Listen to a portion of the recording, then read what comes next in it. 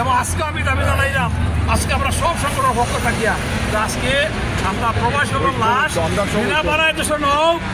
আমি দাবি জানাইলাম বিমানের টিকিটও প্রাইস সমানই হোক। আমরা দাবি জানাইলাম সিলেট ইন্টারন্যাশনাল এয়ারপোর্টে অন্যান্য এয়ারলাইন শুরু করে দাও। ধন্যবাদ। আসসালামু আলাইকুম।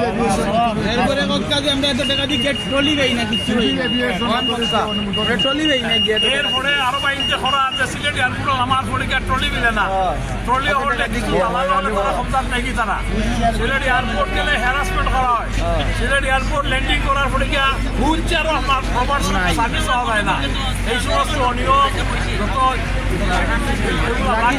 লাগেজ কাটা পাওয়া যায়, যে সমস্ত অভিযোগ আছে অনিয়ম আছে এগুলারে দূর করার আমরা জানাইলাম। মানে আমরা দিতে চাই, এটা আমাদের শেষ হলো। খুবই আন্তরিক আমাদের দেশের জন্য যে যেভাবে